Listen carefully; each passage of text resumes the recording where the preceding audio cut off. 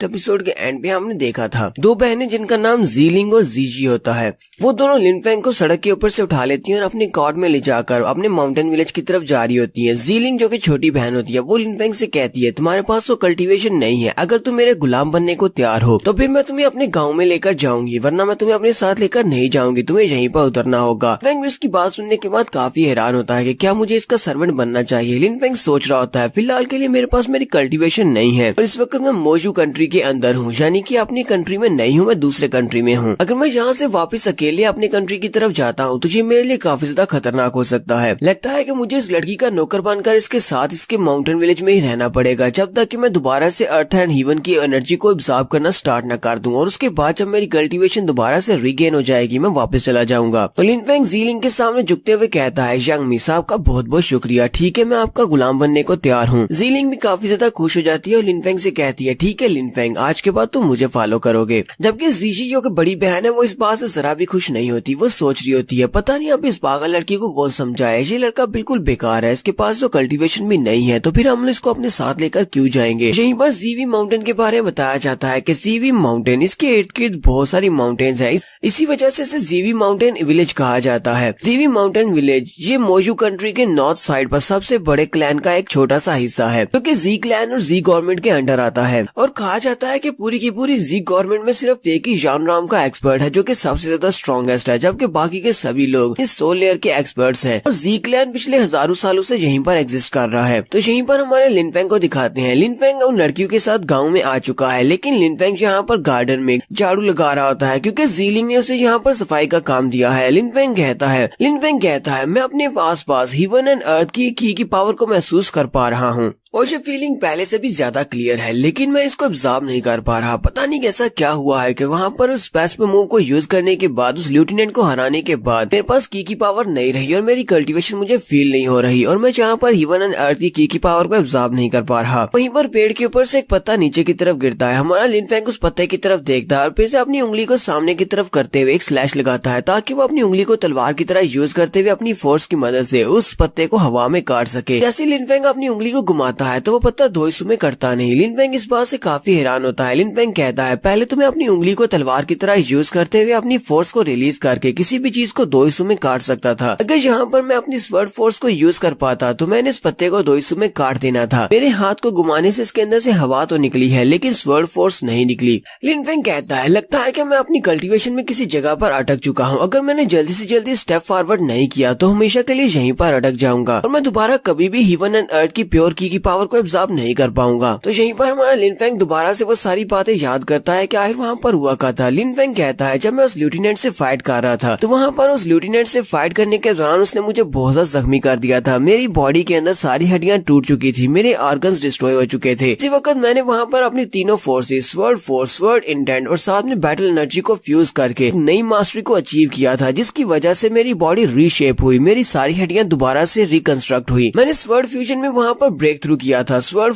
Mastery का एक नया लेवल अचीव किया था जिसकी वजह से मुझे बहुत सारी पावर मिली थी। लेकिन क्योंकि मेरा लेवल काफी ज्यादा लो है इसी वजह से सारी की सारी एनर्जी को अपनी बॉडी में विथस्टैंड नहीं कर पाया और वहीं पर सड़क के ऊपर बेहोश हो गया। तो हमारा लिनफेंग वहीं पर अपना झाड़ू पकड़कर इस सब के बारे में सोच रहा होता है कि कैसे वो अपनी कल्टीवेशन को दोबारा हासिल कर सकता है और कैसे वो हीवन एंड अर्थ की पावर को दोबारा से एब्जॉर्ब करना स्टार्ट कर सकता है। यहीं पर जीजी अपने फादर के साथ वहाँ पर आती है और अपने फादर को बताती है फादर यही वो लड़का है जो कि कचरे से भी ज्यादा बुरा है, इसके पास कल्टीवेशन नहीं है। तो जीलिंग को कहा भी था कि इसको अपने साथ लेकर मत आए, लेकिन जीलिंग ही नहीं मानी। वो इस लड़की को अपने साथ उठाकर ले आई है और इसे अपना नौकर बना लिया है। और अब ये बेचारा यहाँ पर इस गार्डन की सफाई कर रहा है। अपने फादर से कहती है फादर अगर आप चाहे तो मैं इसको उठाकर बाहर फेंक देती हूँ, हम इसको अपने माउंटेन विलेज से बाहर निकाल देते हैं। जबकि उसके फादर लिनफेंग की तरफ घूर घूर कर देख रहे होते हैं और अपनी बेटी से कहते हैं तुम जरा खामोश रहो। जीजी भी इस बात से काफी ज्यादा हैरान होती है कि फादर इसको इतना ज्यादा घूर कर क्यों देख रहे हैं। जीजी सोच रही होती है क्या फादर को इसमें ऐसा क्या दिखाई दिया है कि जो फादर इसको इस तरह देख रहे हैं, ये तो सिर्फ एक कचरा है और इससे ज्यादा कुछ भी नहीं है। जीजी अपने फादर से कहती है फादर मैं जीलिंग को बुला कर लाती हूँ। वो जीलिंग को बुलाने के लिए वहाँ से चली जाती है जबकि फादर अभी भी वहीं पर खड़े होते हैं और वो हमारे लिनफेंग की तरफ घूर घूर कर देख रहे होते हैं। लिनफेंग वहीं पर खड़े खड़े अपनी आंखें बंद करता है और अपनी बॉडी के अंदर से बहुत सारी की पावर को निकालता है। लिनफेंग फिलहाल के लिए की पावर को एब्जॉर्ब नहीं कर सकता, लेकिन उसकी बॉडी से बहुत सारी की पावर निकलती है जो कि बहुत ज्यादा प्योर होती है। फादर ये सब कुछ देखकर बहुत ज्यादा हैरान हो जाते हैं। साथ ही वो सोच रहे होते हैं इस लड़के को यहाँ से देखकर मुझे ऐसा महसूस हो रहा है कि इसके पास से बहुत सारी एक्स्ट्रा ऑर्डिनरी एनर्जी निकल रही है। ये कोई आम इंसान नहीं हो सकता, ये एक एक्सपर्ट है। ये वाकई में कचरा है जैसा कि मेरी बेटियों ने मुझे कहा है, लेकिन ऐसा कैसे हो सकता है? मुझे महसूस हो रहा है कि उसकी बॉडी से बहुत ही ज्यादा प्योर की निकल रही है। कहीं ऐसा तो नहीं है कि ये किसी बड़ी फैमिली का यंग मास्टर है जो कि यहाँ पर अपने कल्टीवेशन को बढ़ाने के लिए आया है। इस बात से फर्क नहीं पड़ता कि हम लोग इस बारे में क्या सोचते हैं। मैंने बहुत सारे यंग मास्टर्स के बारे में ऐसा सुना है जो कि अकेले बाहर निकल जाते हैं, बाहर जाकर दूसरी जगह के ऊपर अपनी कल्टीवेशन को बढ़ाते हैं। ऐसा करने से उनकी कल्टीवेशन बहुत ही हायर लेवल को अचीव कर सकती है। तो लिन फेंग वहाँ पर अपनी एनर्जी को रिलीज करके अपने आसपास पत्तों को काटने की कोशिश कर रहा है। लिन फेंग कहता है मैंने इसको फिर से फेल कर दिया, मुझे अपनी एनर्जी को निकालकर इसको स्वर्ड फोर्स के साथ फ्यूज करना है ताकि मैं इसको स्वर्ड फोर्स की तरह यूज करते हुए अपने इर्द गिर्द के पत्तों को काट सकूं। तो फाइनली यहाँ पर ढेर सारी बातें करने के बाद लिन फेंग अपने हाथ को ऊपर की तरफ उठाता है और उसकी बॉडी से फिर से एनर्जी निकलती है और वो उस एनर्जी को तलवार की तरह यूज करते हुए अपने आसपास जितने भी पत्ते होते हैं वो उन सारे पत्तों को काट देता है। इस बात से लिन फेंग काफी ज्यादा खुश होता है, जैसे कि उसने फाइनली यहाँ पर ये सब कुछ समझ लिया है कि कैसे वो दोबारा से अपनी एनर्जी को स्वर्ड फ्यूजन बना सकता है। लिन फेंग कहता है जैसा कि मार्शल आर्ट्स की कल्टीवेशन बुक्स के अंदर लिखा हुआ है कि अगर हम लोग की पावर को एब्जॉर्ब करना चाहते हैं और अपनी कल्टीवेशन के लिए नेक्स्ट डोर को ओपन करना चाहते हैं तो इसके लिए हमें हेवन एंड अर्थ की पावर के साथ एक होना पड़ेगा। इसी के बाद ही हम लोग इसको समझ सकेंगे कि कैसे हम लोग अपनी कल्टीवेशन को आगे बढ़ा सकते हैं। लिन फेंग ये सब कुछ समझ लेने के बाद वहीं पर खड़ा होता है तो पीछे की तरफ देखता है तो वहाँ पर ज़ीलिंग के फादर खड़े होते हैं। वो जल्दी से आगे बढ़ते हैं और उसके सामने झुकते हुए कहते हैं यंग मास्टर, मुझे पता है कि मेरी बच्चियों ने तुम्हारे साथ बहुत ही बुरा बिहेव किया है क्योंकि वो सिर्फ बच्चियां हैं, इसी वजह से उन्हें तुम्हारे बारे में पता नहीं है कि तुम एक बहुत ही बड़ी फैमिली के यंग मास्टर हो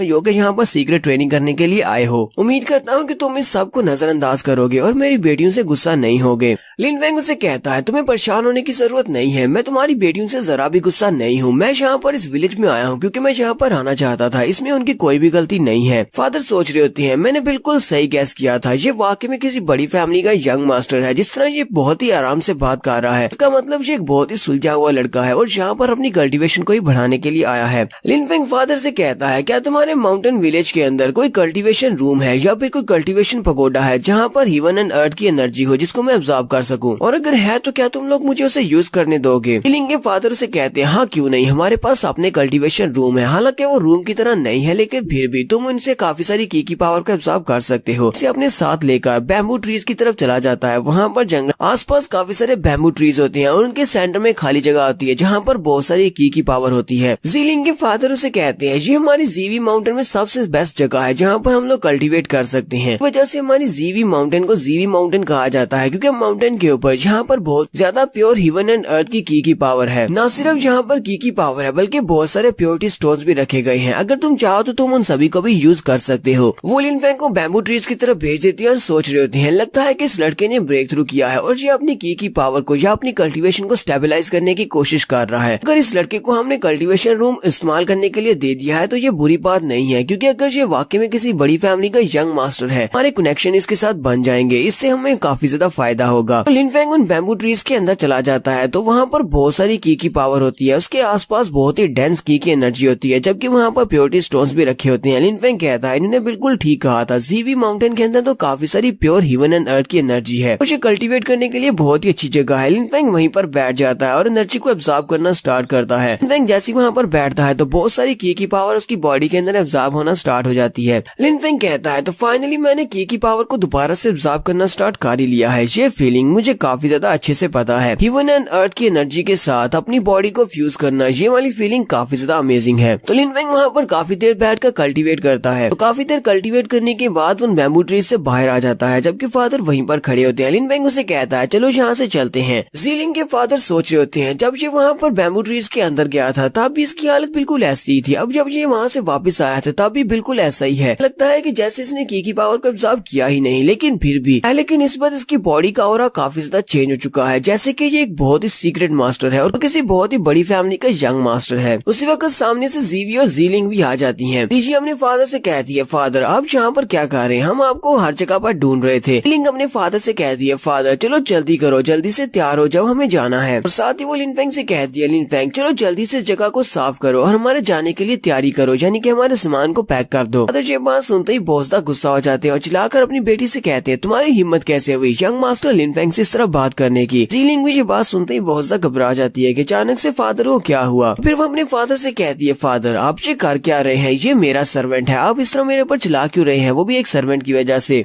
जबकि लिन फेंग जीलिंग से कहता है, यंग मिस मुझे बताएं कि हम लोग कहाँ पर जा रहे हैं। जबकि फादर सोच रहे होते हैं, तो कह रहा है कि यंग मास्टर काफी ज्यादा अच्छे दिल का है, वरना अभी तक तो इसने इसको सजा दे दी होती, जिस तरह ये रूडली इसके साथ बिहेव कर रही है। लिन फेंग उसे कहता है, यंग मिस हम कहाँ पर जा रहे हैं। जीलिंग के फादर हमारे लिन फेंग को बताते हैं कि हमारे जीवी माउंटेन विलेज ये जी गवर्नमेंट का एक छोटा सा हिस्सा है, ये एक साइड ब्रांच है। ये सुना है कि हमारी जी गवर्नमेंट के यंग मास्टर जी क्योंग की शादी होने वाली है, इसी वजह से ये सभी लोग गवर्नमेंट में जा रहे हैं अपने बड़े क्लैन में इस शादी को अटेंड करने के लिए। हम सभी लोग अपने यंग मास्टर जी क्योंग को कंग्रेचुलेट करने के लिए वहाँ पर जा रहे हैं। तो जीलिंग काफी ज्यादा एक्साइटेड हो जाती है और अपने फादर से कहती है, फादर मैंने सुना है कि यंग मास्टर जी क्योंग की वाइफ बहुत ज्यादा खूबसूरत है और वो यहाँ पर जी क्लैन की किसी भी लड़की से बहुत ज्यादा खूबसूरत है, क्योंकि वो जी क्लैन की है ही नहीं। मैंने सुना है कि वो स्नो मून कंट्री से है, यानी जूजू कंट्री से है, वो स्नो मून कंट्री की एक प्रिंसेस है। और मैंने ये भी सुना है कि यंग मास्टर जी क्योंग ने उससे शादी करने के लिए उसे मजबूर किया है। फादर उसे कहते हैं, तुम्हें यहाँ पर इस तरह की बातें नहीं करनी चाहिए जब तुम्हें ये बात कंफर्म नहीं है। हाँ मैंने भी इस बारे में काफी कुछ सुन रखा है कि वो लड़की स्नो मून किंगडम की एक प्रिंसेस है और उसे वार में कैप्चर करके लाया गया है, यानी कि वो एक जंग की बंदी है और यंग मास्टर जी क्योंग जबरदस्ती उसके साथ शादी कर रहा है। लेकिन हम सभी लोग इस बारे में बात नहीं कर सकते, किसी को भी इस बारे में पता नहीं चलना चाहिए कि हमें इस बारे में पता है, क्योंकि ये सिर्फ एक अफवाह है। जीलिंग अपने फादर से कहती है, ठीक है फादर मैं किसी को भी इस बारे में नहीं बताऊंगी। जैसे ही हमारा लिन फेंग इस बारे में सुनता है कि स्नो मून किंगडम की एक प्रिंसेस के साथ जी क्योंग शादी कर रहा है, वो बहुत ज्यादा हैरान हो जाता है। लिन फेंग कहता है, मैं प्रिंसेस जिंजी को वहीं पर छोड़कर आ गया था, कहीं ऐसा तो नहीं है कि उन्होंने प्रिंसेस जिंजी को पकड़ लिया है, जबरदस्ती उसके साथ शादी करने वाले हैं।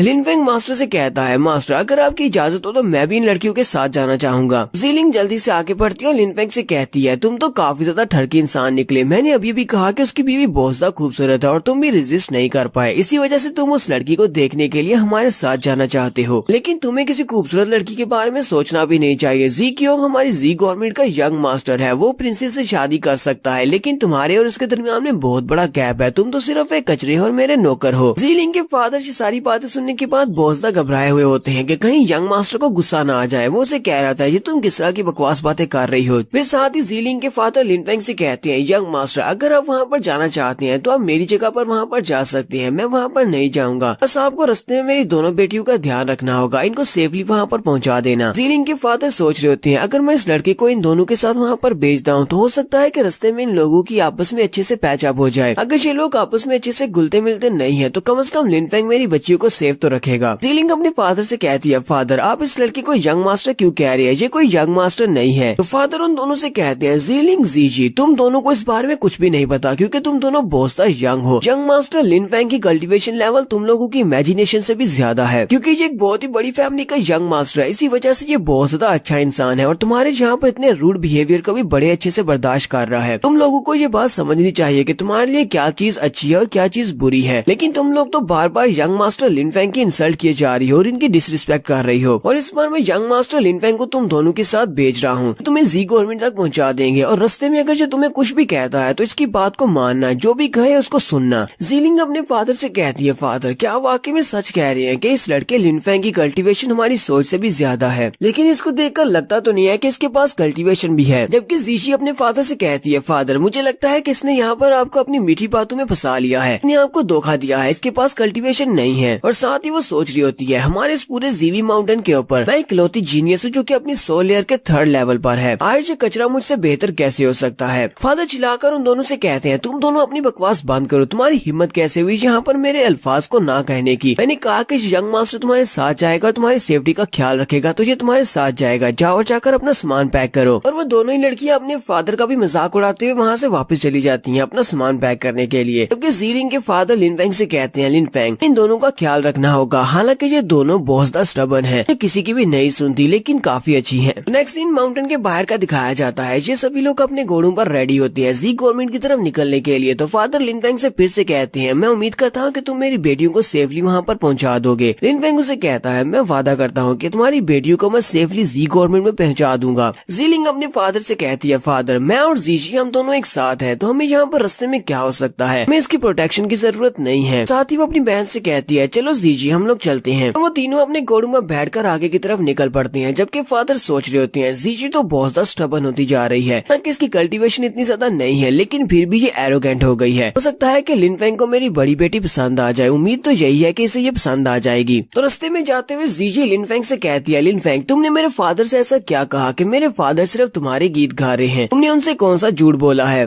लिनफेंग उसे कहता है, मैंने तुम्हारे फादर से कुछ भी नहीं कहा, उन्होंने खुद ही सब कुछ फील कर लिया। जबकि जीलिंग जीजी का मजाक उड़ाते हुए कहती है, सिस्टर मुझे लगता है कि डैड को लगता है कि ये एक एक्स्ट्रा ऑर्डिनरी मैन है और बहुत ही पावरफुल है, इसी वजह से वो तुम्हारी शादी इसके साथ करवाना चाहते होंगे। जबकि जीजी गुस्से के साथ उसे कहती है, अपनी बकवास बंद करो, मैं कभी भी किसी कचरे के साथ शादी नहीं करूंगी। और वो गुस्से के साथ अपने घोड़े को आगे भगाती है। जबकि जीलिंग उसे कहती है, सिस्टर ऐसा तो मत करो, मैं तो सिर्फ तुम्हारे साथ मजाक कर रही थी। तो नेक्स्ट सीन 2 दिन के बाद का दिखाया जाता है। 2 दिन के बाद से जीजी माउंटेन के काफी ज्यादा करीब पहुंच जाते हैं, लेकिन उसी वक्त बारिश शुरू हो जाती है। बारिश काफी ज्यादा तेज होती है और इन सभी को वहाँ पर रुकना पड़ता है। वहीं पर सामने उन्हें एक छोटा सा हट दिखाई देता है। वो लोग अपने घोड़ों को वहीं पर रोकते हैं और जल्दी से भागते हुए उस हट के अंदर आ जाते हैं। जीलिंग कहती है, तो हम लोग जी गवर्नमेंट की माउंटेन के बहुत ज्यादा करीब पहुंच चुके हैं, सिर्फ इस माउंटेन को पार करना है और हम वहाँ पर पहुंच जाएंगे। लेकिन अचानक से बारिश शुरू हो गई, लगता है कि हमें रात यहीं पर रुकना पड़ेगा। जैसे वो लोग वहाँ पर अंदर आते हैं और अंदर की तरफ देखते हैं तो वहाँ पर पहले से 3 लोग बैठे होते हैं। वो तीनों वहाँ पर आग जलाकर बैठे होते हैं और लड़कियों को देखते ही उन तीनों की लाट टपकना शुरू हो जाती है, क्योंकि वो तीनों ही बैंडेड्स हैं। जीलिंग उनको देखकर काफी ज्यादा घबरा जाती है। जबकि जीजी आगे बढ़ती है और उसे कहती है, सिस्टर छोड़ो इनको, हम लोग वहाँ पर साइड के ऊपर बैठते हैं, क्योंकि इस बारिश में हम लोग बाहर नहीं जा सकते। और वो तीनों ही वहाँ पर साइड के ऊपर जाकर बैठ जाते हैं। जबकि हमारा लिनफेंग घूर कर उनकी तरफ देखता है तो वो बैंडेड्स उसे कहते हैं, तुम हमारी तरफ घूर कर क्यों देख रहे हो, हमें तुम में कोई भी इंटरेस्ट नहीं है, हमें तो वो क्यूट लड़कियां चाहिए। और साथ ही वो तीनों हंसना शुरू कर देते हैं, क्योंकि लिनफेंग भी उन दोनों लड़कियों के साथ वहीं पर साइड पर जाकर बैठ जाता है। वो लोग भी वहाँ पर जाकर अपनी आग जला लेते हैं।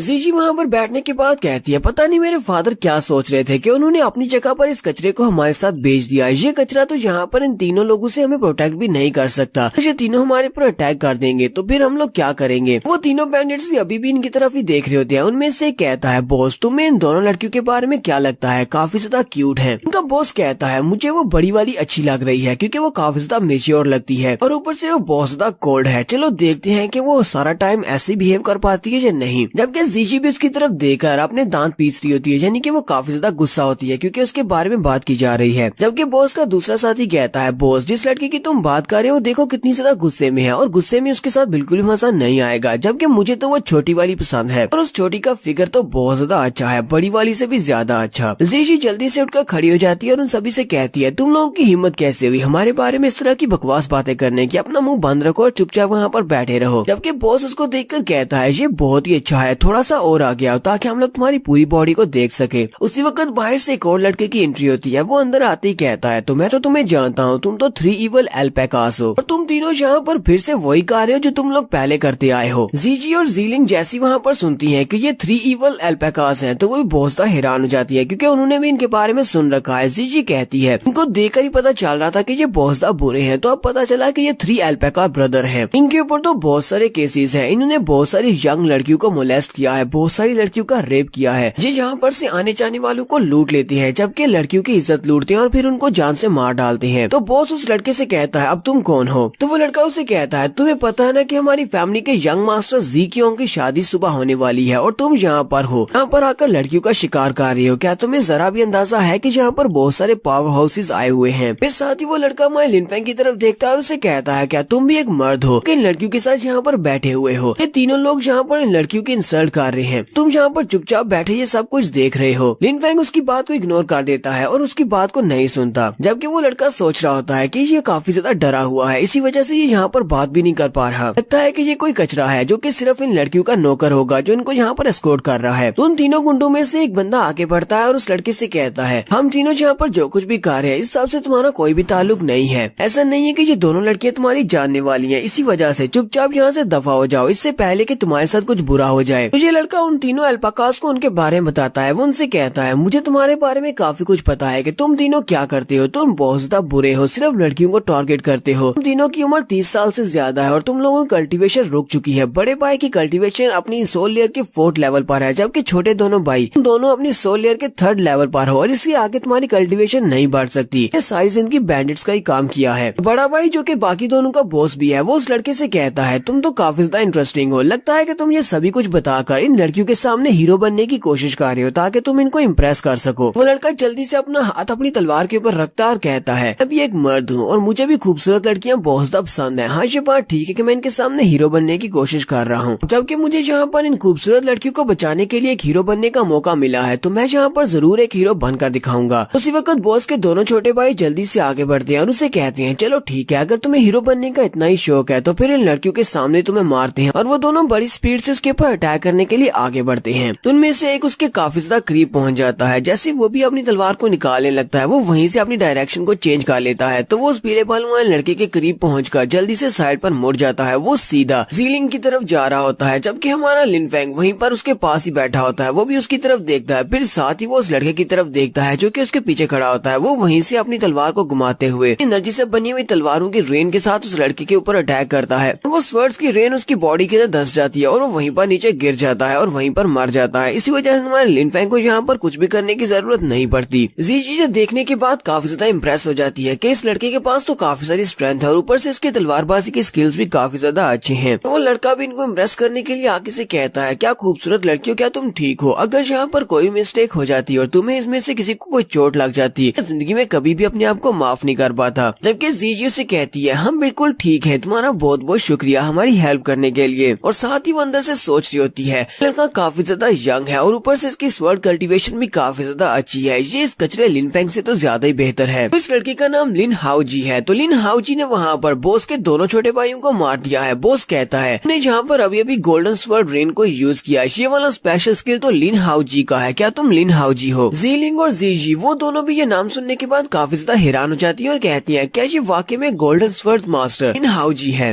लिन हाओ जी तो इस रीजन में बहुत ज्यादा फेमस है और ऊपर से ये मास्टर कियांग का काफी ज्यादा अच्छा दोस्त है कि ये भी यहाँ पर शादी को अटेंड करने के लिए आया है। जबकि हमारा लिन फेंग भी लिन हाओ जी की तरफ ही देख रहा होता है। बॉस लिन हाओ जी को देखने के बाद काफी ज्यादा घबरा जाता है और उसे कहता है लगता है कि अब यहाँ पर काफी ज्यादा मुश्किल क्रिएट हो चुकी है, तुमने मेरे भाइयों को मार डाला लेकिन अब मैं यहाँ पर नहीं मरने वाला। और वो बड़ी स्पीड से वहाँ से बाहर की तरफ भागता है। लिन हाओ जी के पास से वो निकलने की कोशिश करता है, जबकि लिन हाओ जी वहीं पर अपनी तलवार को साइड पर करते हुए उसके रास्ते को ब्लॉक करता है। और उसके रास्ते को ब्लॉक करने के बाद वो उसके मुंह पर एक जबरदस्त पंच मारता है जिससे बॉस पीछे की तरफ गिर जाता है। तो पीछे की तरफ गिरते हुए वो कहता है लिन हाओ जी अब मैं तुम्हें दिखाता हूँ कि मुझे इन दोनों का बॉस क्यों कहा जाता है, हमें 3 अल्पाकास क्यों कहते हैं। वो वहीं पर खड़े खड़े अपने मुंह के अंदर से पॉइजनस गैस निकालता है। वो पॉइजनस गैस वहाँ पर फैल जाती है, जबकि लिन हाओ जी भी जल्दी से अपनी नाक पर हाथ रखता है। कहता है क्या तुम कोई बेवकूफ हो जो यहाँ पर इस तरह की गंदी ट्रिक को चल रहे हो? क्या तुम्हें लगता है कि ये पॉइजनस गैस मुझे रोक पाएगी? उसी पॉइजनस गैस के अंदर से काफी सारे छोटे छोटे बीड्स निकलते हैं। वो सारे के सारे आकर लिन हाओ जी के ऊपर लगते हैं। और उसे कहता अब तुम्हारा इस बारे में क्या ख्याल है, तुम्हें क्या लगता है कि अब भी ये गंदी ट्रिक है? तो लिन हाओ जी फिर से उसके अटैक को अवॉइड कर लेता है, जबकि बॉस उसे कहता है तुम कहाँ पर देख रहे हो, मैं तो यहाँ से चला। और उसी वक्त वो साइड के ऊपर से फिर से भागने की कोशिश करता है। बॉस उस हट के अंदर से बाहर निकल आता है और लिन हाओ जी से कहता है तो इस बार तो मैं तुम्हें छोड़ देता हूँ, लेकिन अगली बार अगर मेरा तुम्हारे साथ सामना हुआ तो मैं तुम्हें नहीं छोड़ूंगा। बड़ी स्पीड के साथ हट से बाहर की तरफ भाग रहा था और काफी ज्यादा खुश होता है कि वो बच गया है। लेकिन उसी वक्त लिन हाओ जी की तलवार उसकी गर्दन के अंदर आकर घुस जाती है और वो वहीं पर चिल्लाता हुआ नीचे गिर जाता है और वहीं पर मर जाता है। लिन हाओ जी उसे कहता है प्लीज मुझे माफ करना, पर तुम्हें किसने कह दिया कि तुम्हें अगली बार मौका मिलेगा, ये बार तुम्हारी आखिरी बार थी। और फिर से अपनी तलवार को वापस बुला लेता है। फिर वो उन लड़कियों से कहता है खूबसूरत लड़कियों क्या तुम ठीक हो, क्या तुम दोनों भी जी माउंटेन की तरफ जा रही हो? जी उसे कहती है हम लोग भी जी माउंटेन की तरफ ही जा रहे हैं, मैं नहीं पता था कि यहाँ पर हमारा सामना इस तरह के 3 इवल्स के साथ होगा, हमारा बहुत बहुत शुक्रिया, अगर तुम यहाँ पर नहीं होते तो कौन हमारी जान बचाता। तो लिन हाओ जी उसे कहता है लगता है कि जो हमारी किस्मत में लिखा हुआ था यहाँ पर इसी तरह मिलना, ये तो बहुत अच्छी बात है कि मैंने तुम जैसी 2 खूबसूरत लड़कियों की जान बचा ली है। अब जबकि बारिश भी रुक चुकी है तो मेरे यहाँ पर रुकने की कोई वजह नहीं है, माउंटेन की तरफ जा रहा हूँ, तुम लोग अपना ख्याल रखना। वो पीछे की तरफ मुड़ जाता है। जैसे वो बाहर जाने लगता है वो वहीं पर रुकता है, फिर से पीछे की तरफ मुड़कर उनसे कहता है तुम दोनों खूबसूरत लड़कियां यहीं पर इसी माउंटेन हाट में पूरी रात बिताने वाली हो, लेकिन यहाँ पर कोई डरपोक इंसान भी बैठा हुआ है, मैं नहीं चाहता कि कोई बेकार कचरा तुम लोगों का फायदा उठा जाए। जी उसकी बात सुनने के बाद हमारे लिन फेंग की तरफ देख रही होती है, जबकि हमारा लिन फेंग वहीं पर सोने की तैयारी कर रहा होता है। लिन हाओ जी वहाँ से चला जाता है। लिन हाओ जी के वहाँ से चले जाने के बाद ज़ीलिंग अपनी बड़ी बहन से कहती है सिस्टर हमने अभी तक लिन हाओ जी का थैंक यू नहीं किया, हमें तो उसे थैंक यू बोलना चाहिए था, लेकिन वो तो ऐसे ही चला गया। उसकी बड़ी बहन उसे कहती है क्या तुम्हें लगता है कि वो कोई ऐसा इंसान है जो कि हमसे थैंक यू लेगा? वो तो एक बहुत ही अच्छा और एक नेक इंसान है, उसने यहाँ पर हमारी हेल्प की और बदले में उसे थैंक यू भी नहीं चाहिए और वो यहाँ से चला भी गया। बस कम वो यहाँ पर किसी कचरे की तरह तो बिल्कुल भी नहीं है जो कि यहाँ पर डरपोक है और बहुत ही डर कर यहाँ पर बैठा हुआ है। जबकि लिन फेंग जीजी से कहता है तुम्हें वो जैसा दिखाई देता है वो वैसा बिल्कुल भी नहीं है, तुम्हें लगता है कि वो बहुत ही अच्छा इंसान है लेकिन ऐसा नहीं है। जीजी उसे कहती है तुम्हें यहाँ पर किसी को भी जज करने की जरूरत नहीं है, अगर वो लड़का यहाँ पर नहीं होता तो तुम भी यहाँ पर मारे गए होते। मुझे तो अभी तक इस बात की समझ नहीं आ रही कि मेरे फादर ने अपनी जगह पर तुम्हें हमारे साथ क्यों भेज दिया, तुम तो बिल्कुल एक बेकार और कचरे इंसान हो। जीलिंग भी लिनफेंग से कहती है, लिनफेंग तुम्हें यहाँ पर उसका काफी ज्यादा ग्रेटफुल होना चाहिए, अगली बार वो मिले तो उसको थैंक यू जरूर बोलना, उसने तुम्हारी भी जान बचाई है। लिनफेंग उन दोनों लड़कियों से कहता है, उस लड़के का मेरे ऊपर कोई भी एहसान नहीं है, अगर वो लड़का यहाँ पर आकर तुम लोगों की जान नहीं भी बचाता तब भी तुम दोनों की जान खतरे में नहीं थी, वो तीनों तुम्हें हाथ भी नहीं लगा सकते थे, इसी वजह से ना तो मेरे ऊपर उसका कोई एहसान है और ना ही तुम दोनों के ऊपर उसका कोई एहसान है।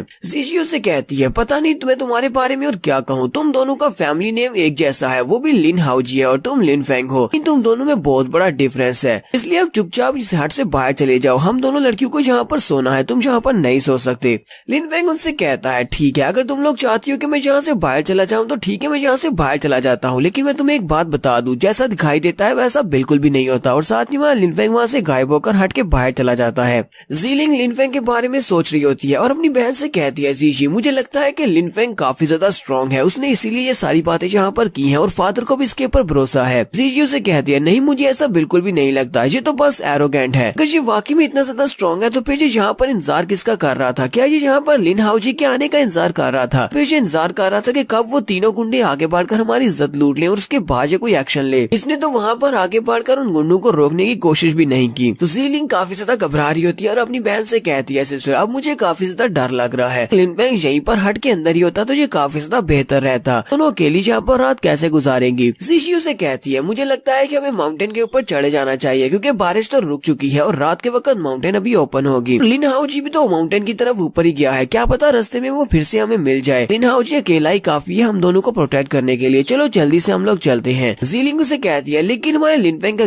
क्या वो हमारे साथ नहीं आने वाला। उसे कहती है, मुझे उसकी जरा भी फिक्र नहीं है, उसको यहीं पर छोड़ दो। और वो दोनों बहनें रात के वक्त अपने घोड़े लेती हैं और दोबारा से माउंटेन की तरफ निकल पड़ती हैं। जबकि लिनफेंग भी वहीं पर हट के बाहर ही खड़ा होता है। वो कहता है, इन दोनों लड़कियों को यहाँ के बारे में कुछ भी समझ नहीं है, लिन हाउजी यहाँ पर इनको बेवकूफ बनाकर चला गया और ये बड़ी वाली उसके चंगुल में फंस भी चुकी है, लगता है कि वो एक बहुत ही अच्छा इंसान है, चलो छोड़ो मुझे इन दोनों से क्या करना है, मैं तो यहाँ पर जिंजी को बचाने के लिए आया हूँ। वो भी जल्दी से अपने घोड़े पर बैठता है और उन दोनों के पीछे पीछे वहीं पर चला जाता है। तो वो लोग जल्दी से माउंटेन के ऊपर पहुंच जाते हैं, जी गवर्नमेंट की जी माउंटेन के ऊपर। वहाँ पर जाने के बाद जीजी अपने पास से अपना टोकन निकालती है और उनसे कहती है, हम लोग जीवी माउंटेन विलेज से आए हैं यहाँ पर यंग मास्टर जी क्योंग की शादी को अटेंड करने के लिए, लेकिन वहाँ पर कोई भी नहीं होता जो कि उनको रिसीव कर सके। वो दोनों काफी ज्यादा हैरान होती है और कहती है, हम लोग यहाँ पर ऑनर्ड गेस्ट है लेकिन कोई भी यहाँ पर हमें रिसीव करने के लिए नहीं आया, लगता है कि रात के वक्त हमें यहाँ पर रेस्ट करने के लिए भी कोई जगह नहीं मिलेगी। इसी वक्त सामने से लिन हाउजी भी निकल आता है और उसके साथ एक नौकरानी होती है, वो उसे रास्ता दिखा रही होती है कि मेरे साथ आओ, मैं तुम्हें तुम्हारे रूम तक ले जाती हूँ। ये उसे देखते ही बहुत ज्यादा खुश हो जाती है और कहती है, मास्टर लिन तो फाइनली हम लोग दोबारा मिल रहे हैं। लिन हाउजी यहाँ पर फिर से डायलॉग चिपकाता है, वो कहता है, लगता है कि किस्मत में लिखा हुआ था तुम्हारे जैसी खूबसूरत लड़कियों से दोबारा मिलना, इसी वजह से हम लोग यहाँ पर दोबारा मिल रहे हैं। जीजी उसे देखते ही शर्माना शुरू कर देती है, जैसे कि ये पक्का उसके साथ उसे अपनी इज्जत उठवाना चाहती है। तो मास्टर लिन से कहती है, ऐसी कोई बात नहीं, आपको मुझे ब्यूटी या फिर यंग मिस कहने की जरूरत नहीं है, मुझे जीजी कहें। वो नौकरानी मास्टर लिन से कहती है, मास्टर लिन हाउजी क्या आप इन दोनों खूबसूरत लड़कियों को जानते हैं, क्या ये आपकी दोस्त हैं? उसे कहता, हाँ मैं इनको जानता हूँ। वो नौकरानी उनसे कहती है, तो मिस जीजी आप लोग यहाँ कहाँ पर रुकने वाले हैं? जीजी उसकी बात सुनते ही बहुत सा हैरान हो जाती है, जबकि जीलिंग आगे बढ़ती है और गुस्से के साथ उसे कहती है, ये कैसा सवाल है, हम लोग यहाँ पर जीवी माउंटेन विलेज से आए हैं, हम लोग भी जी गवर्नमेंट की एक ब्रांच क्लैन से यहाँ पर शादी को अटेंड करने के लिए आए हैं और तुम्हारे ऑनर्ड गेस्ट हैं, ताकि हम लोग यहाँ पर मास्टर जी क्योंग को कंग्रेचुलेट कर सके कि तुम लोग यहाँ पर हमें किस तरह ट्रीट कर रहे हो, हमें यहाँ पर कोई रूम भी नहीं मिल रहा, हमें कोई रिसीव करने के लिए भी नहीं आया। जबकि वो लड़की सोच रही होती है, ये लोग जीवी माउंटेन विलेज से आए हैं, तो लगता है कि ये काफी ज्यादा इंपॉर्टेंट गेस्ट हैं, लेकिन ये तो एक छोटी सी साइड ब्रांच है और इनकी यहाँ पर किसी को भी नहीं पड़ी और इतनी रात के वक्त तो इनके लिए कोई रूम भी खाली नहीं है, मैं क्या करूँ, इनको मैं कौन सा रूम यहाँ पर दूं? वो नौकरानी उन दोनों से कहती है, अब जबकि तुम दोनों लिन हाउजी की दोस्त हो तो ठीक है, मैं तुम लोगों के लिए किसी न किसी रूम का बंदोबस्त करती हूँ। लिन हाउजी यहाँ पर मौके पे चौका मारता है और उस नौकरानी से कहता है, तुम तो यहाँ पर काफी ज्यादा बिजी होगी क्योंकि कल शादी है और तुम्हें बहुत सारी तैयारियां करनी होगी, दोनों के लिए रूम का बंदोबस्त करने की जरूरत क्या है, जबकि मेरे रूम में काफी सारी स्पेस है, ये दोनों मेरे रूम में आकर रह सकती है अगर इन्हें कोई मसला ना हो। लिनफेंग को तो पहले से पता है कि ये किस किस्म का इंसान है, वो वहीं पर खामोश होकर बातें सुन रहा होता है। जीजी और भी ज्यादा शर्माना शुरू कर देती है और उसे कहती है, यंग मास्टर लिन क्या वाकई में आप चाहते हैं कि हम आपके रूम में रुके, आपको इससे कोई मसला तो नहीं होगा? लिन हाउजी उसे कहता है, नहीं यंग मिस, मुझे इससे कोई मसला नहीं होगा, अगर आपको मेरे कैरेक्टर पर शक है और आपको लगता है कि मैं कोई दूसरी तरह का इंसान हूँ या कोई बुरा इंसान और तुम्हारे साथ कुछ कर सकता हूँ तो तुम्हें मेरे साथ आने की जरूरत नहीं है, चाहो तो तुम लोग मेरे इन्वेंशन में जाकर सो सकती हो, मैं सारी रात बाहर ही गुजार दूंगा। जीजी और भी ज्यादा शर्माना शुरू कर देती है और उसे कहती है मैं मास्टर लिन के साथ ऐसा कैसे कर सकती हूँ, को बाहर सोने के लिए कैसे कह सकती हूँ, हम दोनों एक ही रूम में सो सकते हैं। तो लिन हाओजी ने जहाँ पर मछली को जाल में फंसा लिया है, लास्ट एपिसोड के एंड पे हमने देखा था दोनों बहनें रात के वक्त जी माउंटेन पर पहुंचती हैं। वहीं पर लिन हाओजी भी होता है, उनके लिए रूम नहीं होता, इसी वजह से लिन हाओजी उन दोनों को अपने रूम में सोने की ऑफर करता है। जीजी क्योंकि पहले से उसके प्यार में पागल हो चुकी है, वो उसे कहती है अगर तुम्हें कोई मसला ना हो तो ठीक है, मैं तुम्हारे साथ तुम्हारे रूम में रहने को तैयार हूँ। छोटी बहन आगे बढ़ती है, जीलिंग उसे कहती है जीजी ये तुम क्या बात कर रही हो, हम लोग ऐसे किसी स्ट्रेंजर इंसान के साथ उसके रूम में कैसे रह सकते हैं। तो जीजी अपनी बहन से कहती है क्या तुम्हें ये कोई अजनबी दिखाई देता है, तुम्हें पता है कि मास्टर लिन जैसे लोग बहुत ज्यादा रेयर होते हैं, ये एक बहुत ही सच्चा और अच्छा इंसान है, लोग इसके साथ इसके रूम में रह सकते हैं, ये हमारे साथ कुछ भी नहीं करेगा, तुम मेरे साथ नहीं आना चाहती तो ठीक है तुम मत आओ, मैं तो इसके साथ जा रही हूँ। यहीं पर लिन फेंग की एंट्री होती है। लिन फेंग उस लिन हाओजी से कहता है जब हम लोग वहाँ पर माउंटेन पर थे उस छोटी हट के अंदर, तब तुमने वहाँ पर कहा था कि अगर मैं इन दोनों के साथ वहाँ पर रहूंगा, दोनों को बहुत ज्यादा ख्याल रखने की जरूरत है, इनकी रेपुटेशन खराब हो सकती है मेरे साथ वहाँ पर रहने पर, और अब तुम इन दोनों को अपने साथ अपने रूम में लेकर जाना चाहती हो, तुम्हें नहीं लगता कि आप इनकी रेपुटेशन को खतरा है, तुम्हें नहीं लगता कि तुम्हारे जैसे हाई स्टेटस के बंदे को लड़कियों को अपने साथ एक ही रूम में नहीं रखना चाहिए, क्योंकि अगर मैं इन लड़कियों के साथ इनके हट में नहीं रह सकता तो तुम भी इनके साथ एक रूम में नहीं रह सकते। लिन हाओजी उसे कहता है क्या तुम्हें लगता है कि तुम अपने आप को मेरे साथ कंपेयर कर सकते हो, तुम एक कचरे हो जबकि मैं मास्टर हूँ। लिन फेंग उसे कहता है अपनी बकवास बंद करो, अच्छा ठीक है तुम एक यंग मास्टर हो, तुम्हारे पास हाई सोशल स्टेटस होने का मतलब ये नहीं है कि तुम यहाँ पर लड़कियों को मिसलीड कर सकते हो। तो लिन हाओजी लिन फेंग की बातें सुनने के बाद पीछे की तरफ मुड़ जाता है और गुस्से के साथ जीजी से कहता है मिस जीजी अगर तुम्हें भी ऐसा ही लगता है जैसा कि तुम्हारे इस गुलाम को लगता है, ठीक है तुम अपने लिए कहीं और पर जाकर रहने का बंदोबस्त कर सकती हो, मैं तो अपने रूम में जा रहा हूँ। तो उसे गुड बाय बोलकर वहाँ से चला जाता है, जबकि जीजी पीछे से उसे आवाज देती है और कहती है मास्टर विन प्लीज रुक जाए, इस लड़के ने यहाँ पर जो भी कहा उससे मेरा कोई भी ताल्लुक नहीं है, मैं इस बात से एग्री नहीं करती, आप एक बहुत ही अच्छे इंसान है।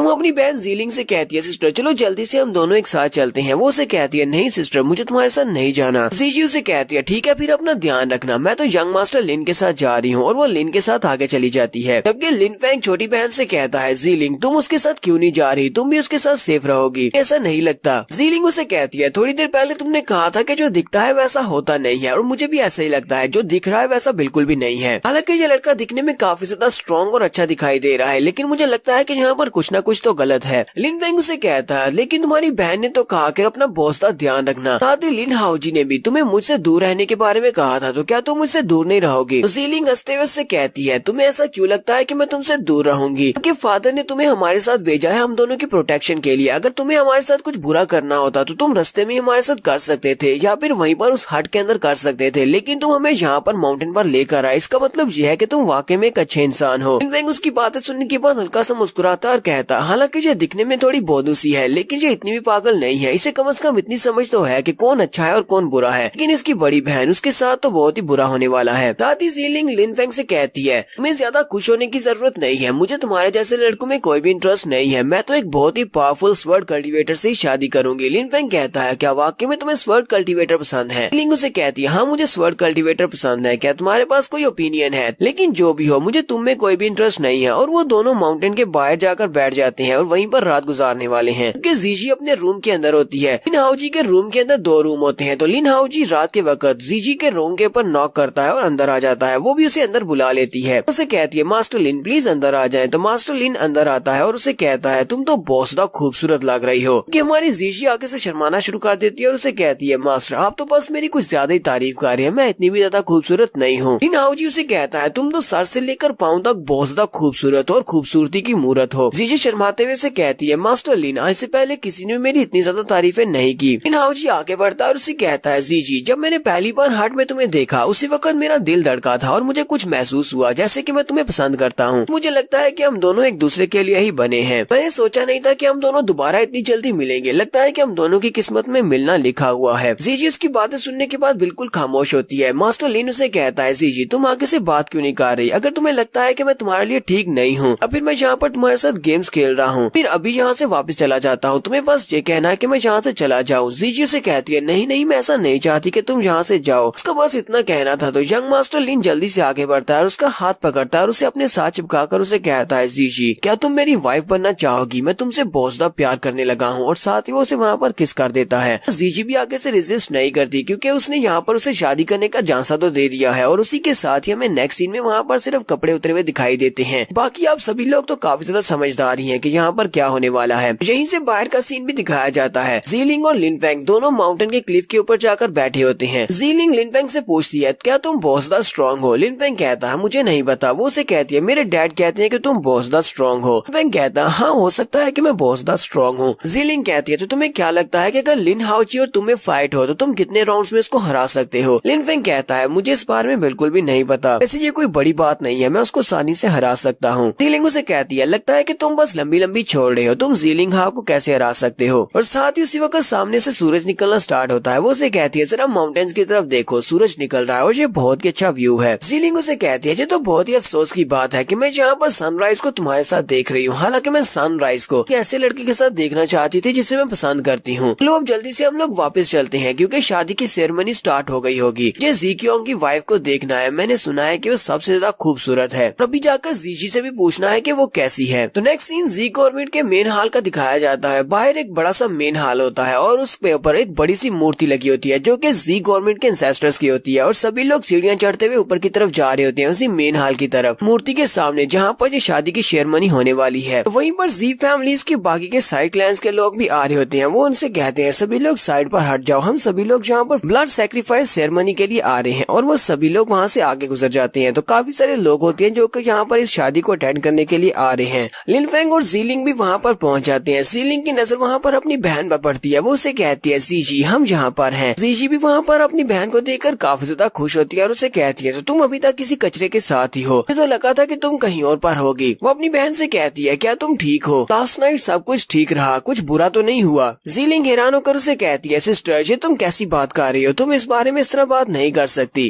तुम्हें पता है ना कि डैड ने इसे हमारे साथ ही भेजा था, हम दोनों को इसी के साथ होना चाहिए था। जबकि वहाँ लिनफेंग वहीं पर खड़े खड़े जीजी की तरफ देखता और कहता है इसने अपनी सबसे ज्यादा कीमती चीज को गंवा दिया, ये तो बहुत बड़ी बेवकूफ निकली, मैंने ऐसा सोचा भी नहीं था। ये अभी खाली तो उस लड़के से मिली थी और ये ऐसा कैसे कर सकती है। हालांकि मुझे इस बात से जरा भी फर्क नहीं पड़ता क्योंकि मैं तो इन्हें सिर्फ यहाँ पर जी गवर्नमेंट माउंटेन के ऊपर छोड़ने के लिए आया हूँ। जो भी इनके साथ होगा ये इनकी अपनी वजह से होने वाला है। लिनफेंग भी पीछे की तरफ मुड़ जाता है। जीलिंग से कहता है जीलिंग जीवी मैंने तुम्हारे फादर से वादा किया था कि मैं तुम दोनों को यहाँ तक छोड़ूंगा, तुम दोनों को मैंने जी माउंटेन के ऊपर छोड़ दिया है, तो अब मेरा तुम दोनों के साथ कोई भी ताल्लुक नहीं है, इसलिए मैं यहाँ से जा रहा हूँ। इसके बाद मेरा तुम दोनों के साथ कोई भी लेना देना नहीं है। बस यही सोचना कि मैं तुमसे कभी जिंदगी में मिला ही नहीं, मैं तुम्हें नहीं जानता और तुम लोग मुझे नहीं जानती। साथ ही वो जीजी से कहता है जीजी अब जो भी तुमने किया है उस सब के कॉन्सिक्वेंसेस तुम्हें खुद ही बियर करने पड़ेंगे। मैंने तुम्हें पहले से इस बारे में वार्निंग दी थी, ये तुम्हारी अपनी चॉइस थी। तो जीजी को लिनफेंग की सारी बात की समझ आ जाती है लेकिन वो उसे आगे से रोकने की कोशिश भी नहीं करती। जीलिंग अपनी बहन से कहती है जीवी देखो तुमने उसके साथ क्या किया, तुमने उसको गुस्सा दिला दिया और लिनफेंग गुस्से के साथ यहाँ से चला गया है। जीजी उसे कहती है उसे जाने दो, वैसे भी वो यहाँ पर तुम्हें धोखा देने वाला था। लो ये अच्छा ही हुआ कि वो जल्दी से यहाँ से चला गया। फिर साथ ही वो लिन हाओची की तरफ देखती है। लिन हाओची जो कि खुले मुंह के साथ सामने की तरफ देख रहा होता है, कहती है लिन हाओची अब तुम्हें क्या हुआ, तुम किस तरफ देख रहे हो। वो भी सामने की तरफ देखती है तो स्टेज के ऊपर जी क्योंग आकर खड़ा हो जाता है और उसके साथ उसकी होने वाली वाइफ भी होती है। वो सभी लोग वहाँ पर देखते हैं कि फैमिली के हेड और उसके साथ जी क्योंग जो कि यंग मास्टर है और उसके साथ उसकी होने वाली वाइफ जो कि हमारी जिंजी है, स्नो मून कंट्री की प्रिंसेस। सभी देखने वाले जैसे वहाँ पर दुल्हन को देखते हैं तो बहुत ज्यादा खुश हो जाते हैं और कहते हैं ये लड़की तो वाकई में बहुत ज्यादा खूबसूरत है और ऊपर से इसके दुल्हन वाले कपड़े बहुत ज्यादा प्यारे हैं। जीलिंग भी उसे देखकर बहुत ज्यादा खुश होती है और हैरान भी होती है। वो कहती है तो जी क्योंग तो वाकई में एक बहुत ज्यादा खूबसूरत लड़की के साथ शादी कर रहे हैं। लिन हाओची भी उसी लड़की की तरफ ही देख रहा होता है और कहता है ये तो वाकई में बहुत ज्यादा लकी है जो उसे इतनी खूबसूरत लड़की मिली। ये उसकी तरफ देखती है और कहती है ये उसकी तरफ इस तरह घूर कर क्यों देख रहा है। वो उसके हाथ के साथ अपना हाथ टकराती है तो लिन हाओची बहुत ही बुरा सा रिएक्शन देता है। वो गुस्से के साथ कहता है ये तुम क्या कर रही हो, अरे हिम्मत कैसे हुई मेरे हाथ के साथ अपने हाथ को टच करने की। और साथ ही वो सोच रहा होता है जी क्योंग की वाइफ कोई प्रिंसेस लगती है, वो बहुत ज्यादा खूबसूरत भी है और ऊपर से मेरी ये वाली लड़की ये तो उसके सामने कुछ भी नहीं है, ये तो बहुत ज्यादा अगली दिखती है, मुझे ये नहीं चाहिए। जी माउंटेन के साइड विलेज की मुझे कोई लड़की नहीं चाहिए बल्कि मुझे भी एक प्रिंसेस से शादी करनी है कि अगर मैं इसके साथ यहाँ पर खड़ा रहूंगा तो सभी लोग मेरा मजाक उड़ाएंगे। ऐसे भी मुझे अब इसकी क्या जरूरत है, मैंने जो करना था वो तो मैंने कर लिया है। जीजी बेचारी बहुत ज्यादा घबरा जाती है और उसे कहती है क्या हुआ, तुमने इस तरह का रिएक्शन क्यों दिया, लगता है कि मैंने तुम्हें डरा दिया, प्लीज मुझे माफ करना, लगता है कि बिना पूछे मैंने तुम्हें टच किया इसी वजह से तुमने ये रिएक्शन दिया है। तो फैमिली हेड सभी लोग उसे कहते हैं तुम सभी लोग शांत हो जाओ। वो अपनी बेटी से कहते हैं जीजिया जल्दी से यहाँ पर आओ। तो जीजिया वहाँ पर आ जाती है। वो अपने फादर से कहती है ठीक है फादर मैं आ गई हूँ।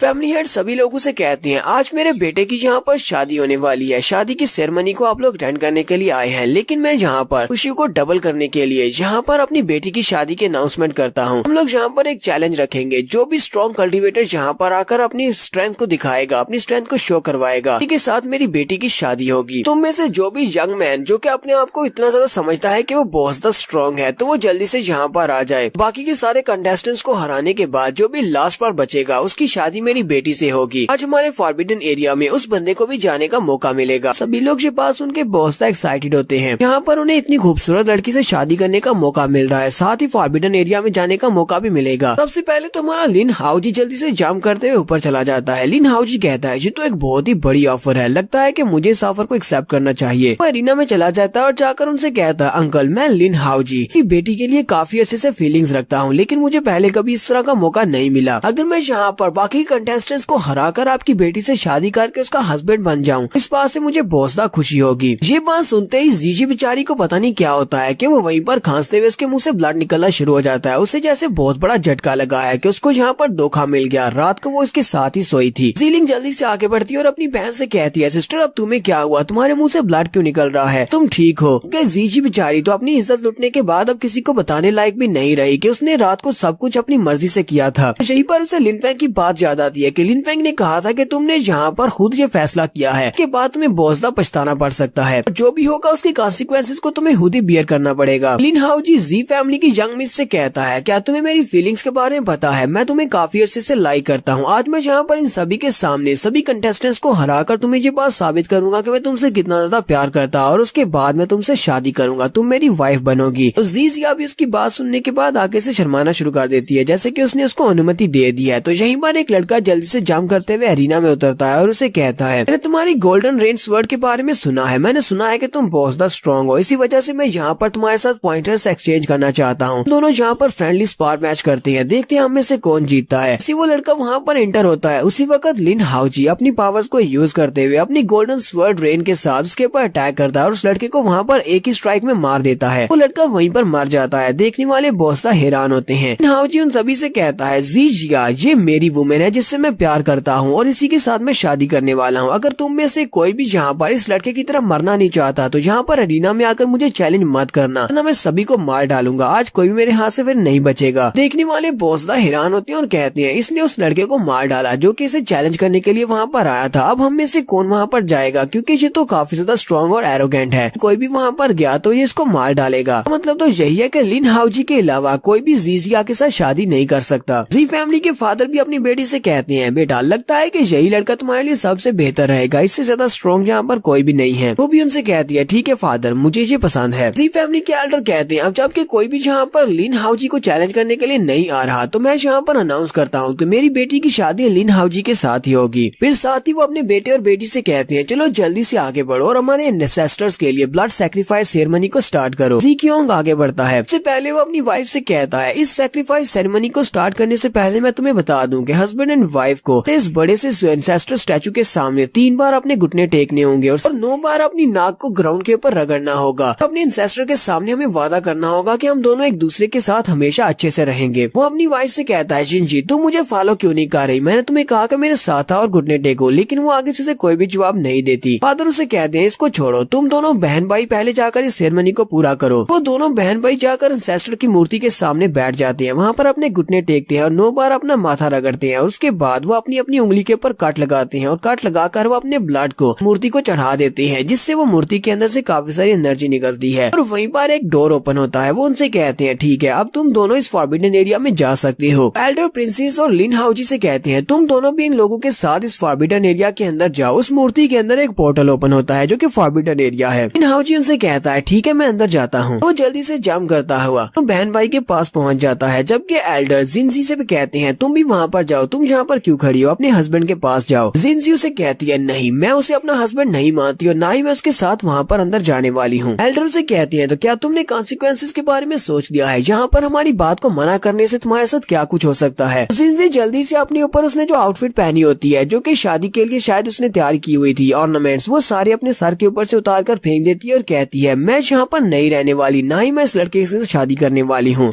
एल्डर से कहती है, लगता है कि तुम हमारे इस एग्रीमेंट के बारे में भूल चुकी हो, जो एग्रीमेंट हमने तुम्हारे साथ किया था। जिनजी अपने पास से नाइफ निकालती है, अपनी गर्दन पर रखते हुए कहती है, तो उन्हें यहाँ पर अपने बेटे से शादी करने के लिए मुझे मजबूर किया है और तुम क्या कह रहे हो कि हम दोनों में आपस में कोई एग्रीमेंट हुआ है, ये कोई भी एग्रीमेंट नहीं है। मुझे यहाँ पर फोर्स करने की जरूरत नहीं है और ना ही धमकाने की जरूरत है। अपनी बॉडी को किसी भी कमीने इंसान के हाथ से डिफॉइल नहीं होने दूंगी। इससे बेहतर तो यह है कि मैं अपना गला काट कर यहीं पर अपनी जान दे दूं कि मेरे पास पहले से कोई है जिससे मैं प्यार करती हूँ। चिल्लाकर उसे कहते हैं ऐसा मत करो, जबकि उसका हस्बैंड जी क्योंग भी भागता हुआ आगे बढ़ता है और कहता है ऐसा मत करना। जिनजी वहीं पर खड़े खड़े अपने नाइफ को अपनी गर्दन में रखते हैं और रोते हुए कहती है मैं बस मरने से पहले इतना चाहती हूँ कि लिन फेंग को इस बारे में पता चल जाए कि मैंने उसे धोखा नहीं दिया और मुझे इस बारे में नहीं पता था कि ये सारी की सारी बैटल एक प्लान है। वो रोते हुए चिल्लाकर कहती है लिन फेंग मैं सच कह रही हूँ, मुझे नहीं पता था। वहाँ पर उसके सामने जो लोग खड़े होते हैं वो सभी लोग कहते हैं ये यहाँ पर किसकी बात कर रही है, ये लिन फेंग कौन है और ये किसकी बात कर रही है, किसी किसके बारे में नहीं पता था, क्योंकि इन सभी को तो इनकी आपस की बात का नहीं पता। जबकि हमारी जीलिंग सोच रही होती है जिसने यहाँ पर लिन फेंग का नाम लिया, कहीं ये लिन फेंग वही लिन फेंग तो नहीं है जो हमारा लिन फेंग है। साथ ही वो कहती है ऐसा कैसे हो सकता है, हमारा लिन फेंग कैसे हो सकता है, वो तो एक कचरा है, जबकि ये एक प्रिंसेस है और ये खूबसूरत है। जबकि हमारा लिन फेंग भी वहीं पर खड़े ये सारी बातें सुन लेता है। लिन फेंग कहता है लगता है मैंने इसको गलत समझ दिया। लिन फेंग कहता है मैंने उन सारे ब्लैक गार्ड्स को तो मार दिया था जबकि वो असैसिन्स का लीडर वहाँ से चला गया था और उसके बाद मैं जिंजी को वहीं पर छोड़कर आ गया। उसने कहा था कि ये सारी बैटल सिंपल नहीं है, ये सारी की सारी प्लान बैटल है। इस वजह से मुझे लगा कि जिंजी भी सबका एक हिस्सा है, इसने जानबूझकर अपने आप को किडनैप किया ताकि मुझे फंसाया जा सके। इसी वजह से मैं जिंजी को वहीं पर छोड़कर आ गया था और उसके बाद ये लोग उसे पकड़कर यहाँ पर ले आए और जबरदस्ती इसके साथ शादी कर रहे हैं। लिन फेंग कहता है अब इसे यहाँ पर कुछ भी एक्सप्लेन करने की जरूरत नहीं है, ना ही यहाँ पर अपनी जान लेने की जरूरत है। हमारा लिन फेंग जल्दी से जंप करते हुए एरिना में चला जाता है और वहाँ पर एक जबरदस्त एंट्री मारता है। वो सभी लोग उसे देखकर बहुत ज्यादा हैरान होते हैं कि अब ये लड़का कौन है। जीलिंग कहती है सिस्टर जीजी क्या तुमने देखा, ये हमारा लिन फेंग है और हमारा लिन फेंग ही वो लड़का है जिससे ये प्रिंसेस प्यार करती है। जीजी भी उसे कहती है ऐसा कैसे हो सकता है, मुझे तो इस बात पर बिल्कुल भी यकीन नहीं आ रहा। ये प्रिंसेस भी अपने नाइफ को हटा लेती है और रोते हुए से कहती है लिन फेंग ये तो वाकई में तुम हो। लिन फेंग आगे बढ़ता है और उसका हाथ पकड़कर उसे कहता है हाँ ये मैं ही हूँ, मुझे माफ करना, मेरी वजह से तुम्हें यहाँ पर इतना ज्यादा सफर करना पड़ा। तो जिंजी अपने हाथ से उस नाइफ को गिरा देती है और काफी ज्यादा खुश हो जाती है और उसे कहती है मैं इस बात का तुम्हारे पर ब्लेम नहीं डाल सकती, उस हालत में कोई भी ऐसा करता, तुम बहुत ज्यादा शौक में थे। ये सारी की सारी बैटल एक प्लान बैटल थी, मुझे इस बारे में नहीं पता था। तो देखने वाले लड़के कहते हैं अब ये लड़का कौन है, कहीं यही वो लड़का तो नहीं है जिसका नाम लिन फेंग है। देखने में तो ये लड़का काफी ज्यादा नॉर्मल लग रहा है, कल्टीवेशन तो ज्यादा हाई भी नहीं लग रही। फीलिंग भी इस बात से काफी ज्यादा खुश होती है कि ये वाकई में हमारे लिन फेंग है। जी क्योंग आगे बढ़ता है और वो काफी ज्यादा गुस्से में होता है। वो लिन फेंग से कहता है क्या तुम दोनों ने अपनी फ्लर्टिंग कंप्लीट कर ली, जहाँ पर मेरी बीवी के साथ इस तरह फ्लर्ट नहीं कर सकते। लिन फेंग उसकी तरफ देखता है कि वो बहुत ज्यादा गुस्से में है। वो जल्दी से जिंजी को पीछे हटा देता है और उसके सामने खड़ा हो जाता है। जी क्योंग जिंजी से कहता है मैंने तुम्हें बहुत ही अच्छे से ट्रीट किया, तुमने जो भी मुझसे मांगा मैंने तुम्हें वो दिया, तुमने मुझे ना टच करने का कहा तो मैंने तुम्हें टच भी नहीं किया, लेकिन आज तुम यहाँ पर मेरी आंखों के सामने किसी और लड़के के साथ फ्लर्ट कर रही हो, ये बात मुझे बिल्कुल भी एक्सेप्ट नहीं है। अब मैं तुम्हारे ऊपर जरा भी तरस नहीं खाने वाला, आज तुम्हारी बॉडी मेरी होकर रहेगी। जबकि हमारा लिन फेंग उसे कहता है क्या तुम्हारी जी फैमिली के सभी लोग इतने ही ज्यादा बेशर्म है कि उन्हें लड़कियों की जरा भी इज्जत नहीं है। तुम लोगों का लॉजिक बहुत ज्यादा अजीब है, तुमने इस लड़की को यहाँ पर बंदी बनाकर रखा हुआ है और इसको जरा भी टच नहीं किया, तो इसका मतलब ये तो नहीं है कि ये लड़की तुम्हारे साथ शादी करने को तैयार हो जाए क्योंकि तुमने इसको टच नहीं किया। जी क्योंग बहुत ज्यादा गुस्सा होता है, लिन फेंग से कहता है तो तुम्हारा नाम लिन फेंग है, तुम तो बहुत ज्यादा कमीने हो, हिम्मत कैसे हुई यहाँ पर हमारी जी फैमिली की वेडिंग को खराब करने की, वहाँ पर तुम्हारे साथ जो कुछ भी करने वाला हूँ उसकी वजह से तुम मौत की भीख मांगोगे। लिन फेंग उसे कहता है अच्छा ठीक है तो फिर तुम ट्राई करके देख सकते हो। जीलिंग कहती है लिन फेंग की तरफ देखो तो सही, अब वो बिल्कुल एक चेंज पर्सन हो गया है, हमारे साथ वो बहुत ही अच्छे से पेश आ रहा था।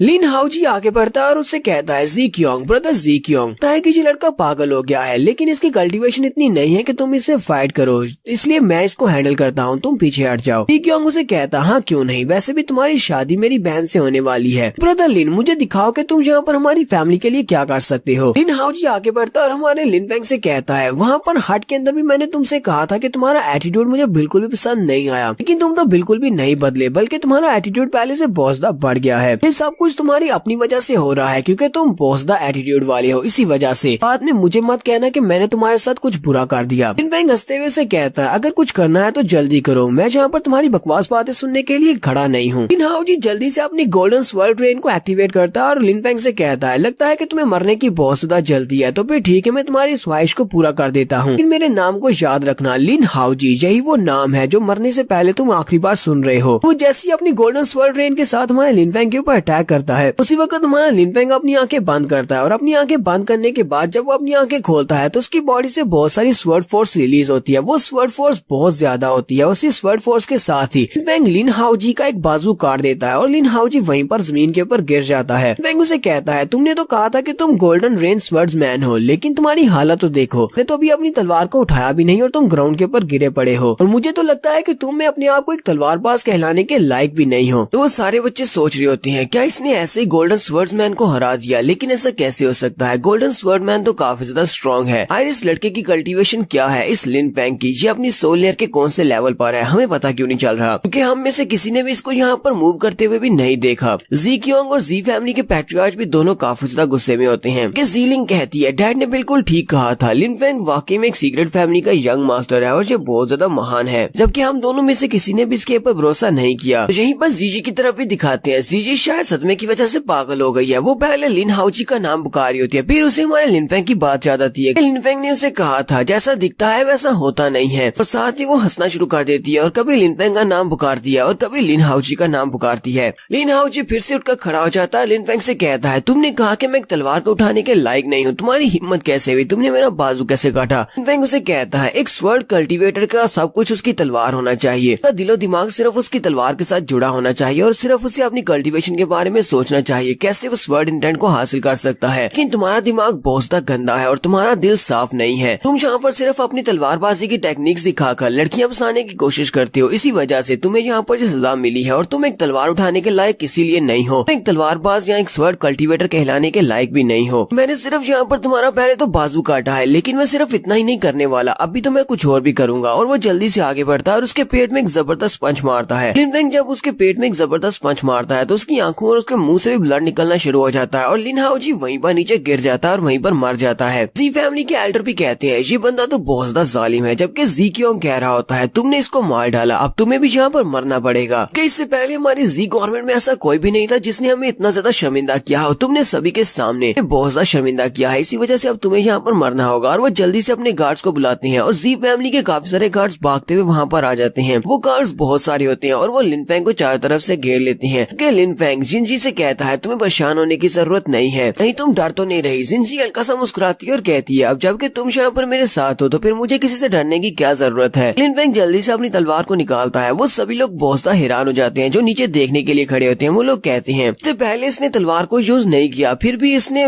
लिन हाओजी के बाजू को काट दिया था, लेकिन अब ये तलवार यूज करने वाला है। देखते हैं कि अब यहाँ पर क्या होने वाला है। जी गवर्नमेंट के गार्ड्स के पास कोई चांस है इस लड़के के सामने टिकने का? जीलिंग भी कहती है, तो क्या लिनफेंग वाकई में एक स्वर्ड कल्टीवेटर है? मुझे हमेशा से स्वर्ड कल्टीवेटर बहुत ज्यादा पसंद रहे हैं। चलो देखते हैं क्या लिनफेंग अपनी तलवार के साथ क्या कर पाता है, क्या वो अच्छा तलवारबाज है या नहीं। तो लिनफेंग अपनी तलवार निकालने के बाद उन सारे गार्ड से कहता है कि अगर तुम सभी लोग मरना चाहते हो तो आगे बढ़ो, नहीं तो यहाँ से वापस चले जाओ। जी फैमिली के एल्डर चलाकर उन सभी गार्ड से कहते हैं, जल्दी से आगे बढ़ो, डरने की जरूरत नहीं है। तो वो सभी गार्ड जल्दी से आगे बढ़ते हैं लिनफेंग के ऊपर अटैक करने के लिए, जबकि हमारा लिनफेंग अपनी तलवार को अपने हाथ में पकड़ता है और उसकी टिप के ऊपर स्वर्ड फोर्स को रिलीज करते हुए सामने की तरफ अपनी तलवार को घुमाता है और एक स्लैश लगाता है। उसकी तलवार के अंदर से बहुत सारी स्वर्ड फोर्स निकलती है और वो स्वर्ड फोर्स इतनी ज्यादा होती है कि वहाँ पर उसके सामने जितने गार्ड्स होते हैं वो सभी के सभी सिर्फ एक ही स्ट्राइक के साथ जमीन के ऊपर गिर जाते हैं। यंग मास्टर जी क्योंग के साथ साथ बाकी के सभी देखने वालों के मुंह के खुले रह जाते हैं कि ये लड़का तलवार के साथ तो बहुत ज्यादा अच्छा है। जी फैमिली के एल्डर लिनफेंग से कहते हैं, तुम्हारे मार्शल स्किल्स तो काफी ज्यादा अच्छे हैं, और साथ ही वो सोच रहे होती हैं, इस लड़के ने अभी अभी अपनी तलवार के साथ जो स्किल शो करवाया है वो वाकई में एक हाई लेवल का स्किल है। लगता है कि इसने काफी हाई लेवल की परफॉर्म मार्शल आर्ट स्किल्स को मास्टर किया हुआ है। इसकी बैकग्राउंड भी कोई सिंपल बैकग्राउंड नहीं हो सकती। लिनफेंग उसे कहता है, क्या तुम्हें लगता है कि मैंने यहाँ पर किसी मार्शल स्किल को यूज किया है? तुम्हें इस बात के बारे में जरा भी नहीं पता, तुम्हें कुछ भी नहीं पता। जबकि लिनफेंग सोच रहा होता है, इसे लगता है कि मैंने यहाँ पर तलवारबाजी के किसी स्किल को यूज किया है, लेकिन मैंने तो यहाँ पर तलवारबाजी के किसी भी स्किल को यूज नहीं किया। मैंने बस यहाँ पर अपनी तलवार को सिंपली घुमाया है और उसके साथ साथ मैंने अपनी स्वर्ड फ्यूजन को यूज किया है।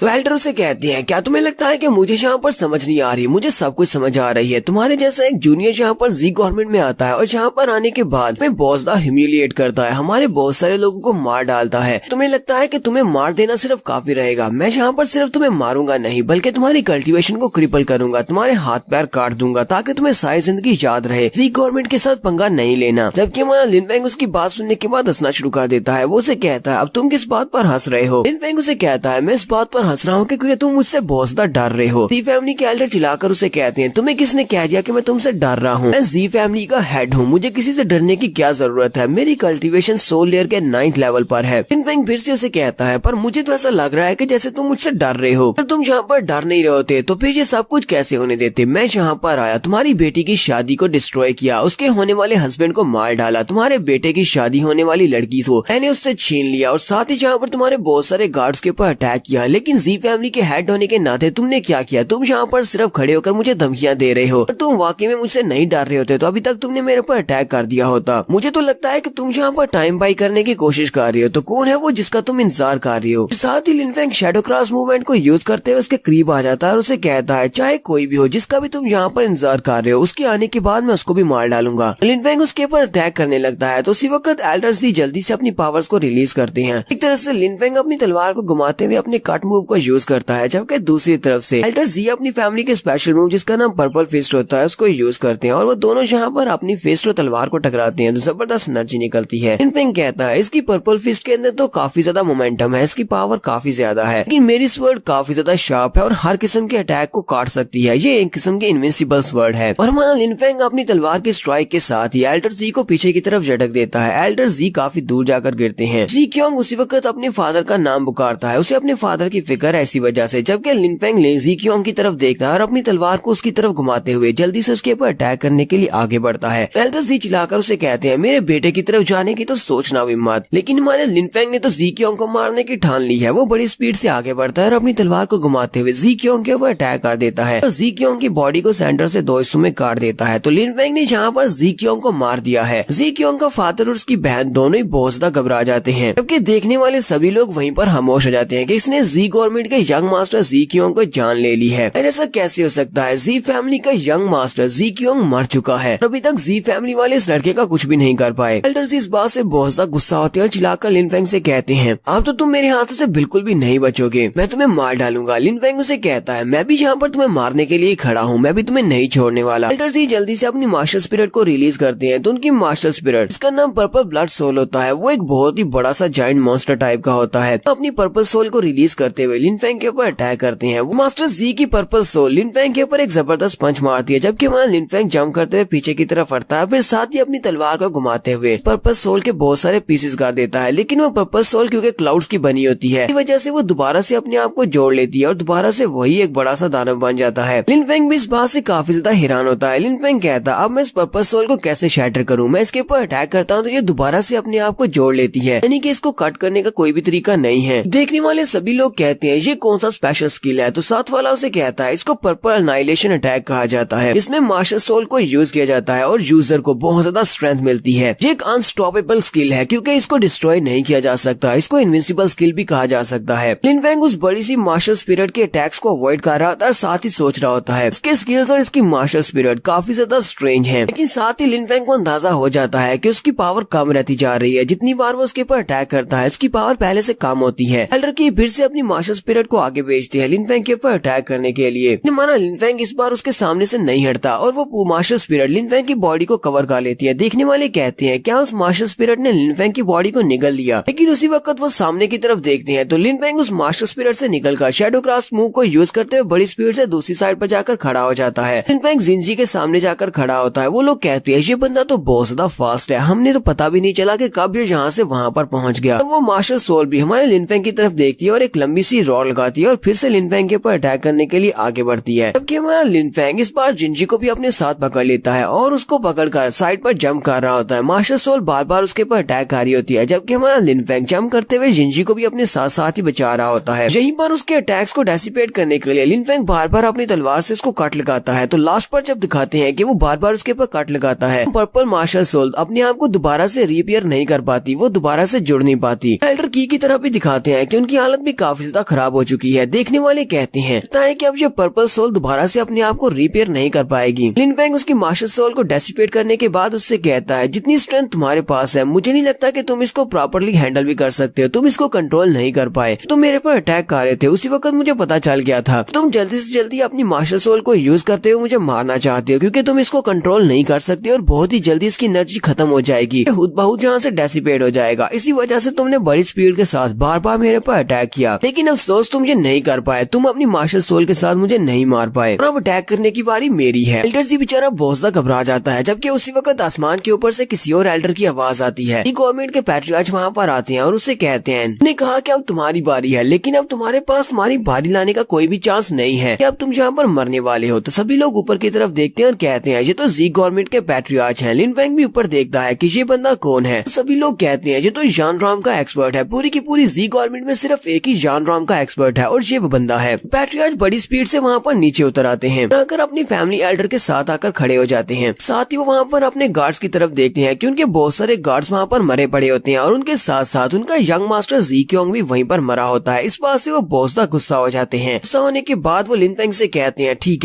है, अब तुम मेरे हाथों से नहीं बचोगे, तुमने यहाँ पर बहुत ही बुरा किया। हालांकि ये बंदा दिखने में काफी ज्यादा यंग लगता है, लेकिन जो फैमिली एल्डर है पैट्रियार्च को अपना ग्रेट अंकल कह रहे होते हैं। वो जल्दी से उसके सामने झुकते हुए उसको रिस्पेक्ट देते हैं, क्योंकि पैट्रियार्च उसे कहते हैं, तुम्हारे अंदर अभी भी इतनी हिम्मत है कि तुम यहाँ पर मुझे ग्रेट अंकल कह रहे हो, तुम्हारे होते हुए यहाँ पर इतना कुछ हो गया, तुम अपने बेटे को भी नहीं बचा सके। तो फैमिली हेड उनसे कहते हैं, प्लीज मुझे माफ कर देना, इस बात से बहुत ज्यादा शर्मिंदा हूँ। लेडी लड़का बहुत ज्यादा स्ट्रॉन्ग है, इसी वजह से मैं इसको संभाल नहीं पाया। पैट्रियार्च उसे कहते हैं, तुम्हारी गलती की सजा तो तुम्हें बाद में मिलेगी, लेकिन फिलहाल के लिए हमें इस लड़के से निपटना है जिसने हमारे साथ इतना कुछ बुरा किया है। पैट्रियार्च लिन फेंग से कहते हैं, तुम अभी बहुत ज्यादा यंग हो, लेकिन तुम अपनी सोल लेयर की 8वें लेवल पर हो, तुम्हारा फ्यूचर काफी ज्यादा ब्राइट हो सकता है, लेकिन अब तुमने यहाँ पर ये सब कुछ करके अपने फ्यूचर को सील कर दिया है, इसलिए अब तुम यहाँ से बचकर नहीं जा सकते, तुम्हें अब यहीं पर मरना होगा। सुनने वाले भी काफी हैरान होते हैं और कहते हैं, क्या वाकई में ये लिन फेंग अपनी सोल लेयर के 8वें लेवल पर है? ये बंदा तो काफी ज्यादा स्ट्रॉन्ग है, इतना ज्यादा यंग होने के बावजूद ये 8वीं लेयर तक कैसे पहुँच गया? लेकिन सिर्फ इतना ही नहीं, ये सोल लेयर की 8वीं लेवल पर होते हुए सोल लेयर के एक 9th लेवल के बंदे को बड़ी आसानी से हरा दिया है। लिन फेंग पैट्रियार्च से कहता है, तुम्हें लगता है कि मैं यहाँ पर मरने वाला हूँ, तो तुम्हें पहले इसको ट्राई करना चाहिए और उसके बाद ये बात करनी चाहिए। मुझे तो नहीं लगता कि मैं यहाँ पर मरने वाला हूँ। सुनने वाले और भी हैरान होते हैं और कहते हैं, कहीं ये पागल तो नहीं हो गया? क्या ये यहाँ पर एक जान राम के एक्सपर्ट के साथ फाइट करना चाहता है? पैट्रियार्च लिन फेंग से कहती है, लगता है कि तुम्हें इस बारे में समझ नहीं है कि एक जान राम के एक्सपर्ट और एक सोल लेयर के एक्सपर्ट के दरमियान में कितना बड़ा फर्क होता है। चलो ठीक है, आज मैं तुम्हें अच्छे से समझा देता हूँ कि जान राम का एक्सपर्ट कितना ज्यादा स्ट्रॉन्ग होता है और वो जल्दी से अपने हाथ के ऊपर अपनी एनर्जी को रिलीज करता है और एक बड़ा सा एनर्जी बॉल बना लेता है। पैट्रियार्च लिन फेंग से कहता है, क्या तुम्हें पता है कि जान राम का एक्सपर्ट अपने इर्द गिर्द मौजूद हेवन एंड अर्थ की पावर को कंट्रोल कर सकता है, जबकि एक सोल लेयर का एक्सपर्ट सिर्फ उसको चैनल कर सकता है, उसको कंट्रोल नहीं कर सकता। इसी वजह से एक जान राम के एक्सपर्ट और एक लिंग राम के एक्सपर्ट के दरमियान में बहुत बड़ा फर्क होता है, जिसको क्रॉस करना बहुत ज्यादा मुश्किल है।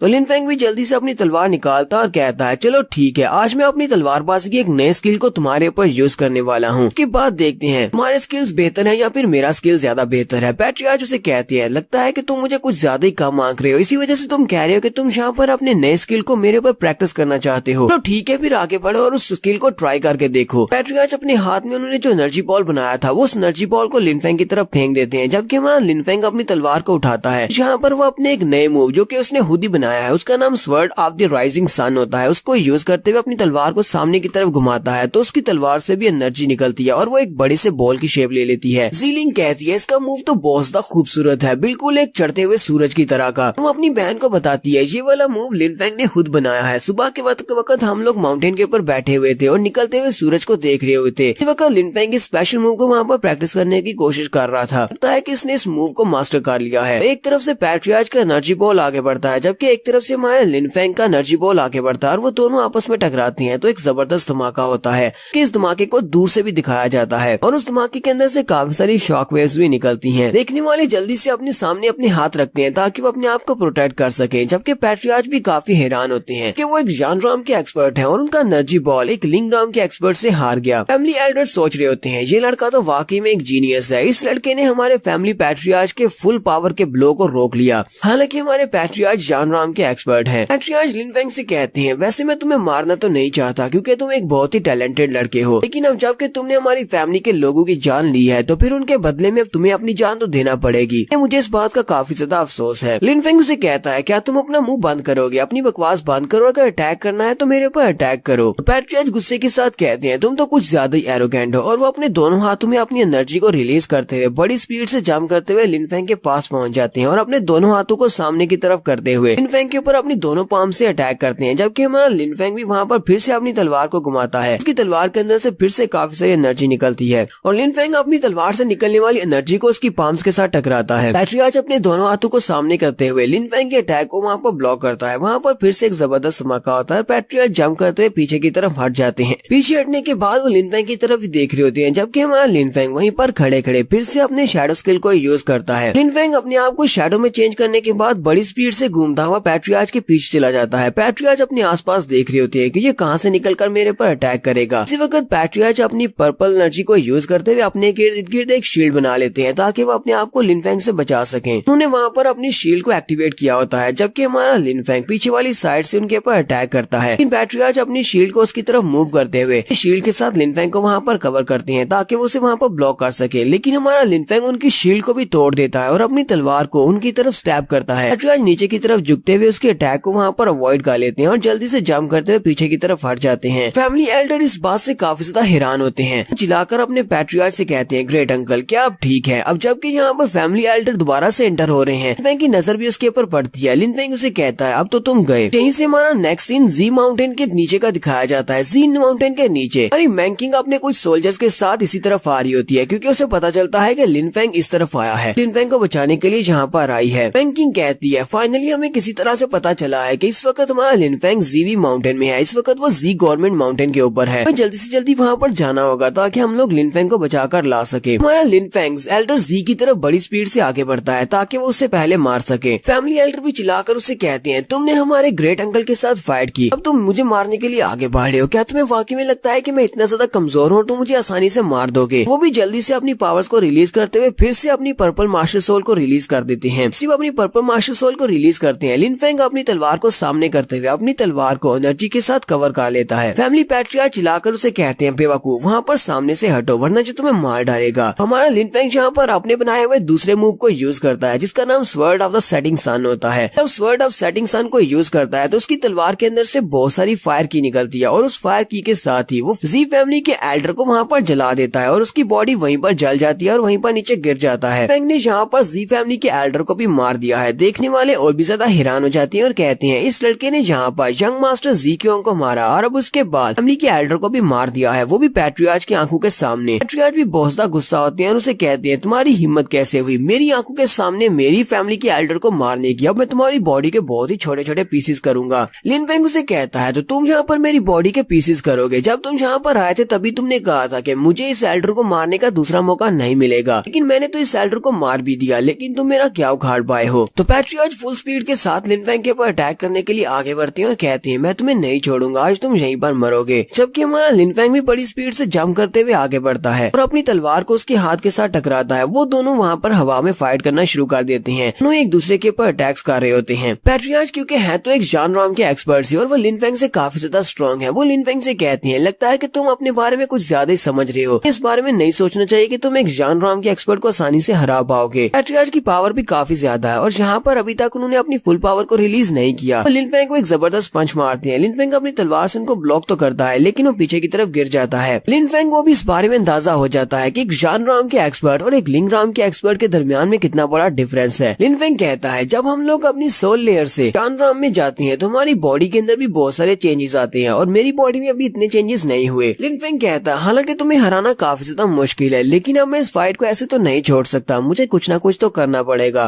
पैट्रियाज लिनफेंग से कहते हैं तुम्हें मेरी तरफ इस तरह देखने की जरूरत नहीं है, एक जान कीलियर के बंदे के सामने तुम कुछ भी नहीं हो। जबकि हम दोनों में फाइट स्टार्ट हो चुकी है तो अब जहाँ पर तुम अपनी मौत का इंतजार करने के अलावा और कुछ भी नहीं कर सकते। लिनफेंग फिर से अपनी क्रॉस शैडो मूवमेंट टेक्निक को यूज करता है और उसे कहता है अच्छा तो तुम्हें ऐसा लगता है कि मैं यहाँ पर सिर्फ मरने के अलावा और कुछ नहीं कर सकता। हमारा लिनफेंग फिर से अपनी क्रॉस शैडो मूवमेंट टेक्निक को यूज करता है और इस बार वो अपने शैडोज के साथ पैट्रियाज के ऊपर अटैक करता है। जबकि पैट्रियाज अपनी एनर्जी को रिलीज करते हुए उसके अटैक्स को वहाँ पर ब्लॉक करते हैं और उसे कहते हैं क्या तुम्हें लगता है कि तुम्हारे ये वाले अटैक्स काम करेंगे? लिनफेंग वहीं पर उन शैडोज के अटैक्स के दरमियान से अपनी तलवार को शैडो के साथ कवर करते हुए पैट्रियाज की तरफ फेंक देता है। पैट्रियाज इस बात से काफी ज्यादा हैरान होते हैं किसने अपनी तलवार को फेंक दिया, लेकिन पैट्रियाज उसकी तलवार को बड़ी आसानी से पकड़ लेते हैं और कहते हैं मुझे अपनी तलवार देने के लिए तुम्हारा बहुत बहुत शुक्रिया। पैट्रियाज जैसी वहाँ पर उसकी तलवार को पकड़ती है लिनफेंग बड़ी स्पीड से उसके करीब पहुंच जाता है और उसे कहता है तुम्हें किसने कह दिया कि एक लिंगराम का एक्सपर्ट एक जानराम के एक्सपर्ट को हर्ट नहीं कर सकता? तो आज मैं तुम्हें दिखाता हूँ कि मैं क्या कर सकता हूँ। और लिनफेंग उसकी बॉडी के ऊपर स्लैश लगाते हुए आगे गुजर जाता है। इस बात से पैट्रियाज भी काफी ज्यादा हैरान होता है क्योंकि उसकी चेस्ट के ऊपर एक कट का निशान बन जाता है जो कि लिनफेंग ने उसे दिया है। पैट्रियाज कहता है तुमने मेरे साथ बिल्कुल भी अच्छा नहीं किया, अब तो तुम बिल्कुल भी नहीं बचोगे और वो अपनी एनर्जी को रिलीज करते हुए अपने जख्म को दोबारा से हील कर लेता है। पैट्रियाज गुस्से के साथ लिनफेंग से कहते हैं, अब मैं देखो मैं तुम्हारा क्या करता हूँ कि तुम्हारी बॉडी के हर एक पार्ट को अलग अलग कर दूंगा। जैसे वो पीछे की तरफ देखते हैं तो लिनफेंग वहाँ पर नहीं होता। वो इस बात से काफी ज्यादा हैरान होते हैं क्योंकि लिनफेंग यहाँ पर बिडन एरिया के अंदर जाने की कोशिश कर रहा है। लिनफेंग जल्दी से अपनी प्रिंसेस जिंजी के पास चला जाता है। पैट्रियाज उसकी तरफ देखते हैं और कहते हैं, तुम क्या करने वाले हो? लिनफेंग उसे कहता है, मैं ये बात कब से नोटिस कर रहा हूँ कि तुम मुझे बार बार उस फॉरबिडन एरिया से दूर रखने की कोशिश कर रहे हो। जितनी बार भी मेरे पर अटैक किया तुमने मुझे फॉरबिडन एरिया से दूर करने की कोशिश की। पैट्रियाज को भी समझ आ जाती है कि ये फॉरबिडन एरिया में जाएगा, इसी वजह से वो चिल्लाकर उसे कहते हैं, उस तरफ जाने की सोचना भी मत। हमारा लिनफेंग जल्दी से जिंजी को अपने साथ पकड़ता है और जंप करते हुए फॉरबिडन एरिया की तरफ चला जाता है कि पैट्रियाज बड़ी स्पीड से आगे बढ़ते हैं और उसे रोकने की कोशिश करते हैं। पैट्रियाज उसके ऊपर स्ट्राइक लगाते हैं। लिनफेंग भी अपनी तलवार को घुमाते हुए उसके ऊपर अटैक करता है। पैट्रियाज को वहीं पर रोक लेता है, जबकि वो जल्दी से उस पोर्टल को पार करते हुए फॉरबिडन एरिया के अंदर चला जाता है। जैसे लिनफेंग जिंजी के साथ फॉरबिडन एरिया के अंदर दाखिल होता है, उसी वक्त वो दरवाजा बंद हो जाता है। पैट्रियाज इस बात से काफी ज्यादा गुस्से में भी होते हैं और काफी ज्यादा घबराए हुए भी होते हैं। पैट्रियाज कहते हैं, ये हमारे फॉरबिडन एरिया के अंदर चला गया है, टैलेंट इस लड़के के पास है। फॉरबिडन एरिया के अंदर से इसे हेरिटेज की पावर मिल गई तो ये तो बहुत ज्यादा स्ट्रॉन्ग हो जाएगा। देखने वाले सभी लोग कहते हैं, वो दोनों तो फॉरबिडन एरिया के अंदर चले गए। तुमसे कहता है, मुझे तो नहीं पता कि फॉरबिडन एरिया के अंदर है क्या। हमें पता चल सकता कि फॉरबिडन एरिया के अंदर ऐसा क्या है जिसकी वजह से जी गवर्नमेंट वाले इसको